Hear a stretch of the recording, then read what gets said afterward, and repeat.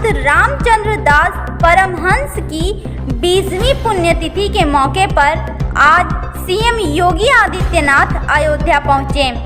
अयोध्या के रामकथा पार्क में बने हेलीपैड पर सीएम योगी का हेलीकॉप्टर उतरा।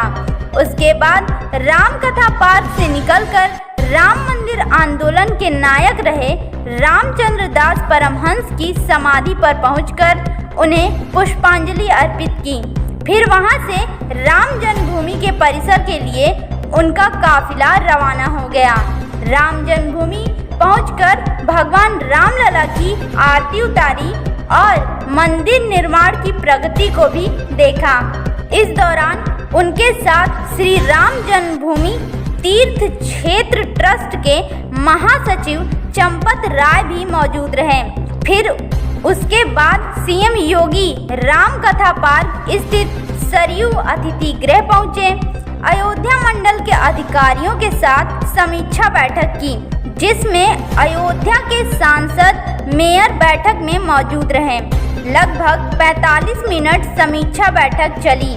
वहीं सीएम योगी की समीक्षा बैठक की जानकारी देते हुए अयोध्या मंडल के कमिश्नर गौरव दयाल और डीएम नीतीश कुमार के मुताबिक दीपोत्सव से पहले रामनगरी की बेहतर साफ सफाई का निर्देश दिया। समय के अंदर विकास कार्य पूरा हो अधिकारियों को निर्देशित किया।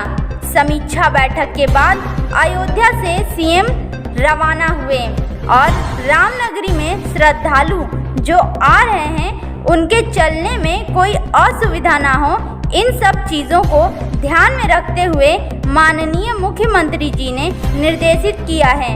बता दें कि सीएम योगी का दिगंबर अखाड़ा से गहरा जुड़ाव है। गोरक्षपीठ की 3 पीढ़ियों का यहाँ से जुड़ाव रहा। सीएम के गुरु अवैधनाथ व परमहंस की काफ़ी घनिष्ठता थी। सीएम भी अपनी पीढ़ी की परंपरा का निर्वहन कर रहे हैं। दिगंबर अखाड़ा राम मंदिर आंदोलन का प्रधान केंद्र भी रहा है। राम मंदिर आंदोलन की पहली बैठक इसी अखाड़े में हुई थी। उसमें राम मंदिर निर्माण के लिए एक समिति का भी गठन किया गया, जिसके अध्यक्ष महंत अवैधनाथ बनाए गए थे, जो सीएम योगी के गुरु थे। 1989 में महंत रामचंद्र दास परमहंस को राम जन्मभूमि न्यास का पहला अध्यक्ष चुना गया।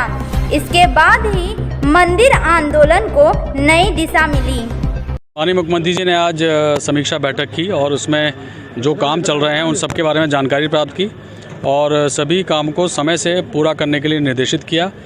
मोस्टली जो दीपोत्सव होना है उसके पहले जो काम किए जाने हैं वो उसमें विलम्ब ना हो, इस तरह के निर्देश दिए गए हैं और वर्क की क्वालिटी अच्छी हो, वर्कमैनशिप अच्छा हो और श्रद्धालु जो इस समय आ रहे हैं और भविष्य में भी आएंगे उनके चलने पर कोई उनको असुविधा ना हो, इस प्रकार से कंस्ट्रक्शन एक्टिविटी की जाए। इन सबको ध्यान में रखते हुए इंस्ट्रक्शंस आज माननीय मुख्यमंत्री जी ने हमको दिए हैं। दीपोत्सव पे स्पेसिफिकली चर्चा नहीं हुई है, पर उसके पहले सारी तैयारियां हो जाएं। जो इंफ्रास्ट्रक्चर का काम चल रहा है उसके बारे में आज जोर था और दीपोत्सव की तैयारी अलग से चल रही है। पूर्ण बिंदु था कि रामपथ का निर्माण तीव्र गति से किया जाए। हम लोग का जो एग्रीमेंट है पीडब्ल्यूडी का वो मार्च-अप्रैल 2024 में है, लेकिन इसको प्रयास किया जाएगा कि इस पथ को जो सेक्शन है यहाँ से लेके नया घाट से लेके उदया चौराहे तक उसको सेक्शन को दीपोत्सव के पूर्व कंप्लीट करने के लिए कहा गया है कि उसको फेज़ 1 को इसको जल्दी करने के लिए कहा गया है और बाकी दिसंबर तक पूरा कंप्लीट करने के लिए कहा गया है। तो इसको तीव्र गति से करने के लिए है और अक्टूबर-नवंबर तक हमारा भक्ति पथ कंप्लीट करने के लिए कहा गया है। रामपथ में लगभग काम कंप्लीट हो गया है और ट्रस्ट की तरफ से जो स्तंभ बनने हैं उसका काम शुरू होगा उसमें। तो इस तरीके से काम को एक्सपेडाइट करने के लिए और लोगों को मार्ग को सुविधाजनक बनाते हुए करने का प्रयास करने के लिए